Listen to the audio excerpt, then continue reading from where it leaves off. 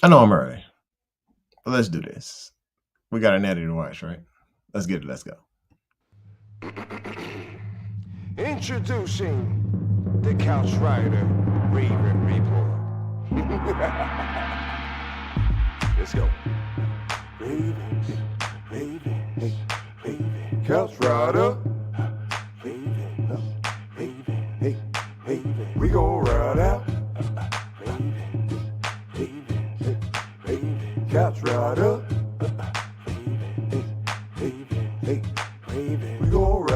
For some of you Twitter gangsters, this is just a hobby, original sports perspective. You can't stop me. Couch Rider Report, it's reflective. Please respect it. You will get checked, and your knowledge will be tested. I ain't the coldest Raven, but this is my show. Shout out to the Barry White of rap for the beat, though.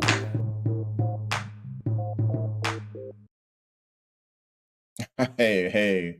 Welcome back to the home of original sports perspective from our couch to yours. This is your host, your couch rider, Raven Jermaine. And this is my co-host over here, daggone cat Wink. Somehow she's stuck on my couch, so she's not going anywhere. Not because I don't want her here, but she's here. Anywho, thanks for tuning in. Make sure you hit the like button, hit subscribe, and smack the bell so you know when it's going down. I know that y'all probably watching the Natty right now, so I'm just gonna keep this short. It was one heck of a game of football week, or it was a heck of a weekend of football. We got to see some ups, we got to see some downs. The plus side of the house is no Josh Allen in the playoffs, but I didn't want his coach fired. To be on the record, I thought Sean McDermott had at least, I say, 2 more years of grace that he should have been given, and he was not given that grace, and that kind of frustrates. It's kind of frustrating because you see a good coach who deserved another good year. And I think there's just a lot of Vince McMahon's, not the pedophile side, but Vince McMahon's when it comes to the firings. It didn't make any sense whatsoever on a couple of these firings. Like, I feel like people they grew impatient. They wanted what they wanted, and they wanted it now. And that's not fair. It's not fair. I feel like as a coach of an organization, yes, it's only going to be one championship handed out every year. There's going to be some losers. There's going to be coaches that create a great deal of continuity. And when you create that continuity for your team, whether it be being a leader, having an offensive mind or that defensive mind, there should be some grace. There should be some understanding of, hey, I wasn't given everything I needed to be successful, or y'all didn't draft properly, so I couldn't do my thing. Or, hey, you know what? Let's talk about this defense coordinator and why this didn't work out. Or let's talk about this offensive scheme and why it needs some work, and let's add weapons level. Anyway, you're building. You're constantly trying to build to get better. And I think when it came to the Bills, they were working in that direction. They just had they had a down year, But a lot of teams had a down year. Baltimore had a down year. Kansas City had a down year. Houston was up and down, and then they really looked terrible this weekend. It was crazy. And we shouldn't have expected the Houston Texans to do our dirty work with one team that has just been on point. And here they are, 15 straight years. All we've seen in AFC championships is Chiefs and Patriots. I'm sick of it. I'm absolutely tired of it. And the window, I tell you, is open. The window's open. But let's see who's here, folks. Big Reg is here saying, what's up? Lisa says, hey, Jermaine, Tony Weaver can come in for a second interview so he came in for a second interview for the coach. Yes, and I saw that today as well. The thing about Anthony Weaver, do you want the type of mentality that he has? So when it comes to leaders, there are leaders who lead from the front, and then there are leaders who are all about dictatorship. And you kind of want to balance in between, because you don't want your leader over here, and I always refer to it as digging ditches, right? So when it comes to digging ditches, you got people who dig the ditches. You got people who supervise the people that dig the ditches. And you have a supervisor who actually delegates down to the supervisors and says, hey, make sure those ditches get dug and make sure they are this wide and this deep. And by the way, I need you to check on your welfare of your people. And here's the schedule for the holidays. And don't put those cover sheets and those TPS reports when you're talking about sending up reports out about digging the ditches and so on. In the midst of the task of digging the ditches, there are personalities you're going to have to deal with. There are going to be people that are insubordinate that don't show up to dig the ditches. And then there's going to be management who does not hold them accountable and so on. What you don't want is a leader who is going to give a backhand all the way down to the ditch digger, going over the people that he is supervising to dig the ditches. I think Anthony Weaver is going to backhand everybody in the ditch digging organization, even if they have experience or not, to try and put them in place, in line. And it's very hard to do that when it comes to millionaires because the organization of ditch diggers will then fail. Y'all tracking me? Y'all see what I'm putting down here? What I'm saying is that when it comes to leadership, you have to have a balance. Weaver doesn't sound like he has a balance. He sounds like more of a dictator. And I'd be honest, that's somebody that I'm not a fan of having in the organization. You got to be able to treat your people like people and that's how you get the best out of them. People equity, it matters. It really does. Yeah. Lisa says, Big Red says he's been there 9 years, no QB coach combo, wins a Super Bowl together after 5 years after 5 years, so why keep him? Okay, you're dropping facts. That is a good point. So appreciate you bringing that up. I still think, just because somebody says hasn't been done, it still could be done. And they still could build towards greatness if they build and find the right pieces, find out what they're missing, have a consultant come through and say, you know what, from the outside perspective, you are missing wide receivers.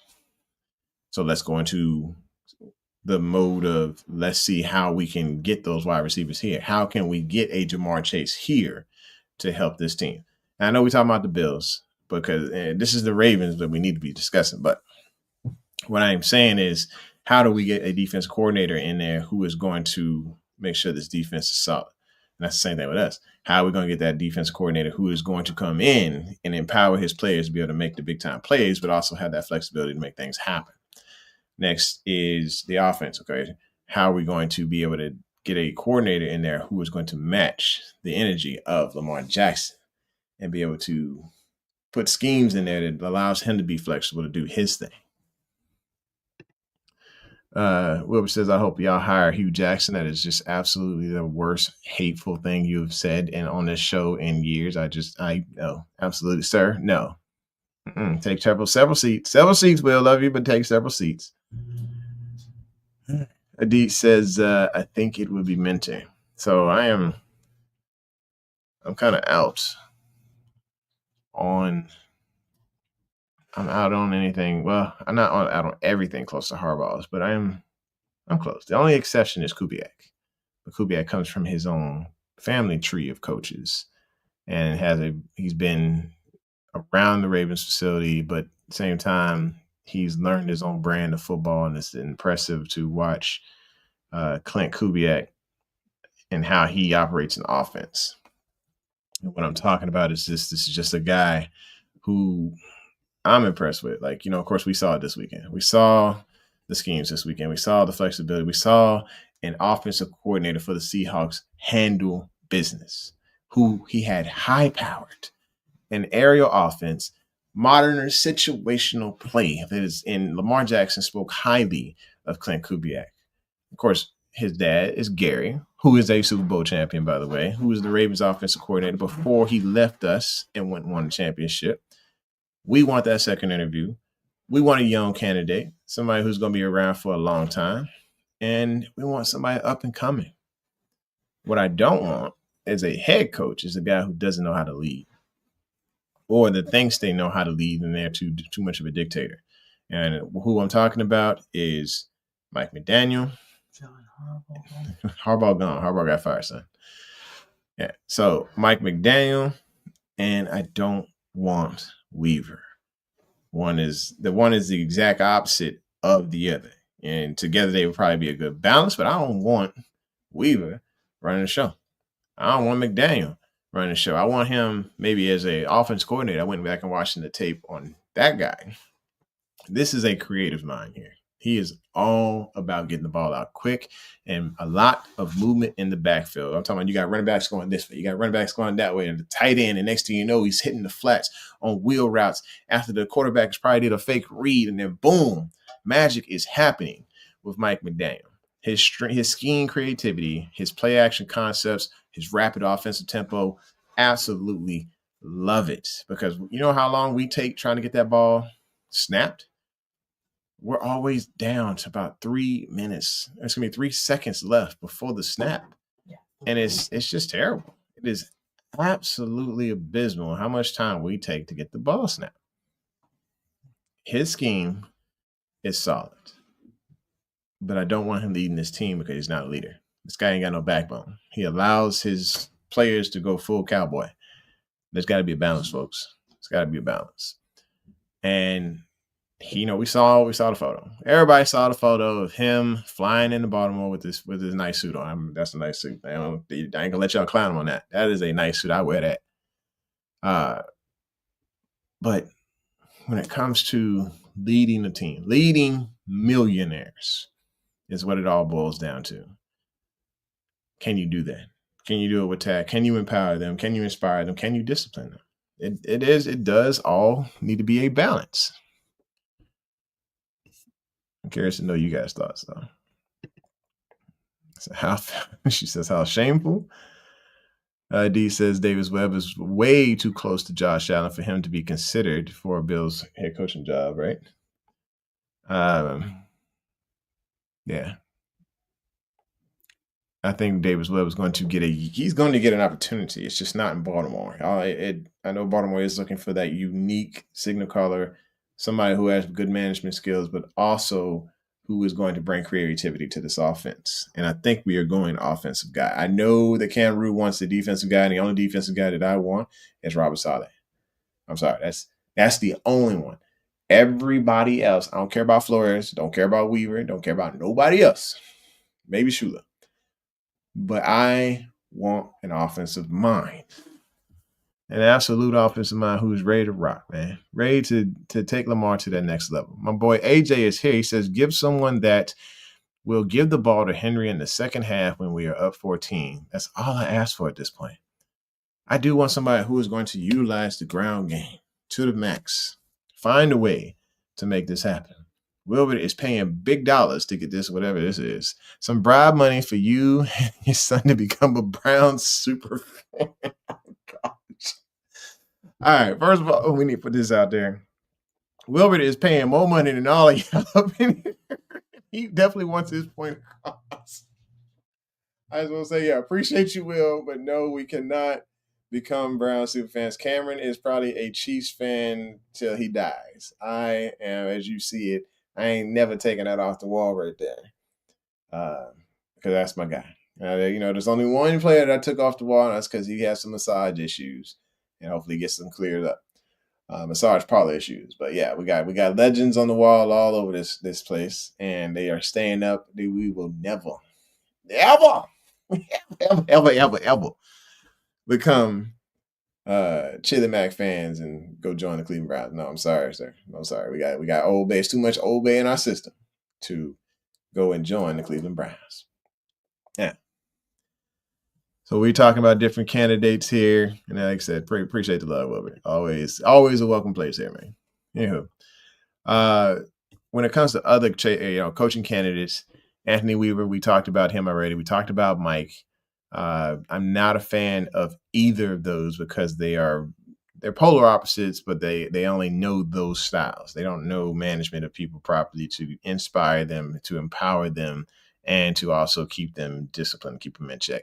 Jesse Minter, I don't know. I mean, this guy is a former Georgia Tech, college adjacent defensive coach with, interview exposure. He's identified by multiple outlets as a Ravens candidate. Tons of people are saying, hey, this is the guy. But I'm sorry, if we could not go anywhere near a Harbaugh, it would be great. I would love that. I really appreciate that. His defensive philosophy is aggressive, is versatile, and he's got modern gap pressure concepts. So if we remember Rex Ryan, that was more of the he had pressure concepts that was organized chaos, and I miss that. I miss those concepts that made quarterbacks cringe, and they were just like missing sleep, thinking about where the mic is. They had no clue where the mic was coming from, or whether or not a daggone defensive tackle was bouncing back in coverage to meet the challenge of a really organized and complex defense. Sometimes we are a little bit basic. And then there were guys who they loved the blitz button. Of course, we remember guys who used to love the blitz button, and I was okay with that some of the time. And sometimes you just got to get back to basics and stay with the coverage. Give me a mix. I need a balance. All right, so as far as front runner, I don't know if Mentor is a front runner. In my mind, this is probably he's not top 5. Or if he is number 5. For me, the number 1 is Kubiak. Number 2, Robert Saleh. And then there's everybody else. I mean, you can kind of throw whatever name you want to throw in there after that. I am okay with actually Sean McDermott coming here. I know that question is probably going to come up. Sean McDermott, like I said, is a guy who deserved a little bit more grace, and they did not give that to him. On the downside, the reason I think they fired him is because his scheme, his offensive scheme, heavily relied on Josh and Cook being absolute superstars.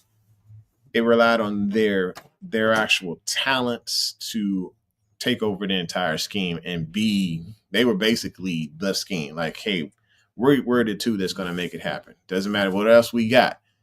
Josh had to put on the cape and do his thing. I've watched many games and watching them versus Kansas City, and Cook would tear them a whole new one because they knew that this was a weapon. And they didn't care about how anything else looked. It's crazy. So, like I said, those are the ones that I am looking at. Of course, there's probably 16, maybe 20 names that they are looking at now, and only one of them got signed as far as we know. Stefanski is a Falcon now. So good. I didn't want anything to do with Cleveland, so no offense, not at all. So anyway, Lisa says you lost Kevin Stefanski in Cleveland. I'm pretty sure he's a little happy about that there. Roblox says hello. Hey, what's going on? I'm not sure who Roblox is, although that face looks very familiar. Is Emma on the show? Does she have a name tag Roblox? I think that might be her. Emma Sparks? Yeah. Is that her? Wait, zoom in. I can't tell. I don't think that's her. Okay. Well, somebody else is saying hey. Danny Morales says, what's up, man? Make sure y'all hit the like button, subscribe, and smack the bell. We definitely love our small community here. We love being able to just talk it up, chill and talk sports. It's mostly Ravens here, but you have your teams. Of course, we welcome our Pittsburgh Steelers fans in here and our Cleveland Brown fans and even some of our, less liked here Chiefs fans in the room. But mostly we're talking Ravens. But, we just going to chop it up, talk sports in general. Of course, we can't talk too much Ravens because it was a playoff weekend. And I got to be honest with you. Caleb Williams is the most confusing quarterback I've ever come across. How do you make the most spectacular, highlight reel, unbelievable plays in clutch moments, but you can't complete the basic stuff? It is like it is like, this dude played for the Jets back in the day. Was it Plaxico? No. Oh, man, it's going to drive me crazy. I think it was Edwards. He used to make the most acrobatic catches, out of this world catches. But it came to a dig, he couldn't run it. He couldn't catch it. Caleb is that guy. Caleb will make these amazing plays. You saw him the other day. He ran back 20 yards to throw a daggone touchdown and caught somebody wide open, right? So he makes those plays. But it comes to the basic, hey, let's just move the chains during the regular game, and he can't make the basic plays. I'm glad he's not my quarterback. I am excited he's not my quarterback, but he is polarizing, man. He is the question that needs to be answered for Chicago, and who's going to help him answer that, I don't know. Ain't my business. But when it comes to the Patriots, I'm torn. My daughter's a huge fan. She'll actually sit and watch the game. She'll sit down and watch the game. And yeah, but she won't watch anything else. It's okay. She watch football with me. You don't. She won't watch any other. Anyway, go ahead.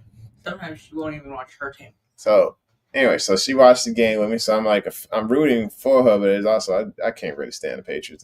Let's just be honest. It's just in my blood. I can't stand them. Yeah. And then it comes to me. then there's him. I just can't stand the Chiefs either. Hey, but I don't have. You said they're your number 2 team. I don't remember saying that. I remember you saying that very vividly. I don't think I was ever on record. Anybody remember on the chat here? If I ever said the Chiefs was my you number didn't 2, say that on chat. You said it to me directly. I don't remember, so you ain't got no recordings. There's no tapes. You said it directly to me. Deny everything. Also, the cat is here. Yeah, we've already introduced the cat. So yeah, when it comes to don't bro, let that cat alone, man. She gonna probably chill. All right, that's Wink, man. Hey, look, she mad. Let her go. She gonna be mad at you. All right. So when it comes to our coaching, we know exactly. I know the direction that I want us to go in. Ideal scenario, and I mentioned this to Cameron earlier in the day. When it comes to the Baltimore Ravens, and I know this is not realistic at all, I am swinging for the fences here, but we're talking about leadership of millionaires who have a good disciplined mentality, who loves to watch tape, who can be a motivator. This guy can sell a hot dog to a hot dog stand because he just knows how to really inspire. When it comes to leading by example, he was the one that got out on the field. He was our general. You already know who I'm talking about. This guy can run through walls. Literally, he ran through walls on science specials. And I imagine he would run through walls for this team. Pair him with the right offensive coordinator and somebody who knows his mentality and has the motivation to study tape. We are talking about a winner here. Ideal situation, Ray Lewis, head coach. Clint Kubiak, offensive coordinator. No, that's not going to happen. Or McDaniel, offensive coordinator. Ray Lewis, McDaniel there. Just in case Ray Lewis needs to go ahead and smack McDaniel a couple of times to get him in line. Cool. Defense coordinator. Ideal situation, Robert Saleh. But I know that Robert Saleh is looking for a head coach position, not a lateral move.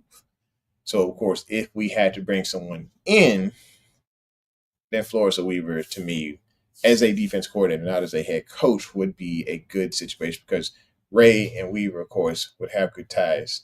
And Flores has a defense that takes a lot of chances. I like that. But I don't see these guys as leaders of the team. I want a guy who can motivate and get the job done. Ed Reed, he wants to be a coach, but I don't want to do Ed at this level. Let him get some college experience in first. And I know that Ray's probably a similar situation, but Ray watched so much tape. And Ed did watch tape as well. They both reviewed tape like crazy. And maybe them together would be something special. It's an ideal scenario, but it's more celeb than it is scheme. That could be a problem. So, and of course, we know that some of the GOATs that tried to go into coaching, it didn't always go work out for. Michael Jordan, for instance. Fantastic player, competitor, awesome. Terrible GM, terrible owner. Terrible gambler. Terrible gambler. Lisa says, what about Mike LaFleur or Mike McCarthy? I don't want nothing that has touched the Cowboys in life ever. I'm going to be honest with you, no, please, no, not McCarthy. Maybe he could do something different here, but I think we're thinking more young going forward. LaFleur's, maybe. I would. I said top of my list is still Kubiak. I want Kubiak, and if he came in as head coach and then got his own offense coordinator, maybe like a pass game coordinator, hires them from the Seahawks to be the offensive coordinator. That way he's like instilling his scheme into the Baltimore Ravens. That'd be great. No, you didn't, Jermaine. Yeah, see, I never said it. Yeah, on record. Lisa knows. You did say it. I said I didn't say nothing. I swear. I don't have it on record, but Sir. I remember very vividly that you said it. Have I ever bought a Chiefs hat for myself? No. Have I ever bought a Chiefs sweatshirt for myself? You said you're right. Yeah, never. You're number one. Never.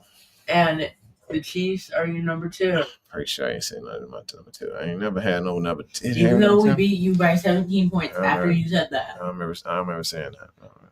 You said that Never. right before Chiefs game. Never. Y'all know I bleed purple, man. You know what I'm saying? You cut me, I bleed. I bleed purple. Yeah, you need purple. Then right after that, it's right. Sir, tell you right now, it's a bunch of crap. It's a bunch of crap.